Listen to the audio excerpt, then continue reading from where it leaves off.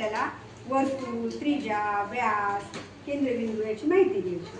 तर आपण पहिल्यांदा काय करूयात, हा एक असा बिंदू घ्यायचा, त्याच्यावर आपल्या कंपासच्या सहाय्याने आपल्याला वर्तुळ काढायचं. हे जे टोक आहे ते या बिंदूवर ठेवायचं आणि बरोबर हे बघा असं वर्तुळ काढून घ्यायचं.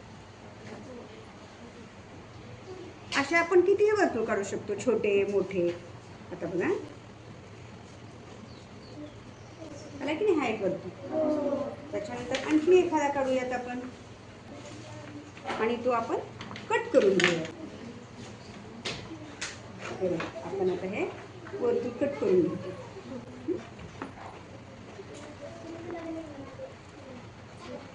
ही एक गोलाकार आकृती आहे. कशी आहे? गोलाकार. आपले सायकलीचे चाक असतात, गाडीचे चाक असतात, हे किंवा माझी ही बांगडी, ही सुद्धा एक वर्तुळ आहे. काय आहे? वर्तुळ. गोल आकृतीला आपण वर्तुळ म्हणतो. आता मी काय करणार आहे, ह्या गोल आकृतीला बघा असं दुमडणार. काय करणार आहे? दुमडणार. आपली आई चपाती वगैरे दुमडते ना, तसं. आणि दुमडल्यानंतर त्याचे दोन भाग होतात, अर्धवर्तुळ. आणि मी आणखीन एकदा जर समजा ह्याला दुमडलं तर काय होतंय, ह्याच्या मध्ये ह्या चार रेषा ज्या आहेत ना जोडल्या की तिथं मध्ये एक बिंदू मिळतोय की नाही? त्याला आपण म्हणणार आहोत वर्तुळाचा केंद्रबिंदू. काय म्हणणार आहोत? वर्तुळाचा केंद्रबिंदू. हे बघा, या वर्तुळाचा हा केंद्रबिंदू मधोमध असतो. याला काय म्हणायचं आपण? वर्तुळाचा केंद्रबिंदू. हे बघा मधोमध असतो तो. आणि या वर्तुळाची जी कडा असते, बाह्य कडा, बाहेरची बाजू, त्याला आपण म्हणतो परिघ. परिघ, वर्तुळाचा परिघ. काय म्हणायचं?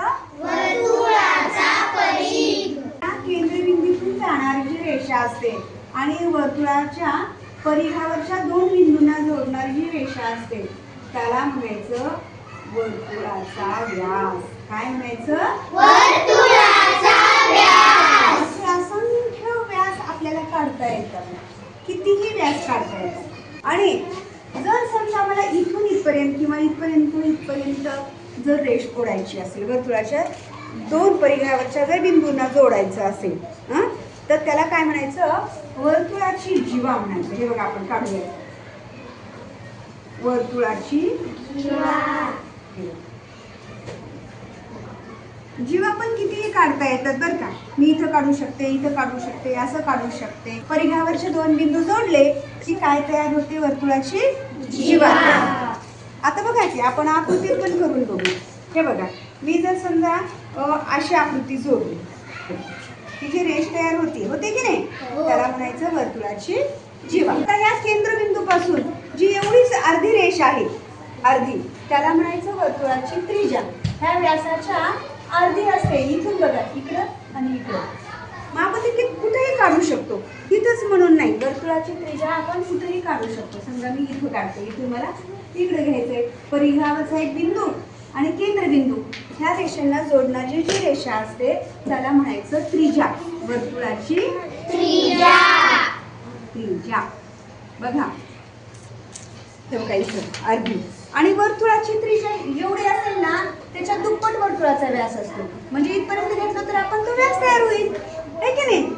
म्हणजे वर्तुळाचा व्यास त्रिज्येच्या दुप्पट असतो आणि त्रिज्या व्यासाच्या निमपट म्हणजे अर्धी असते.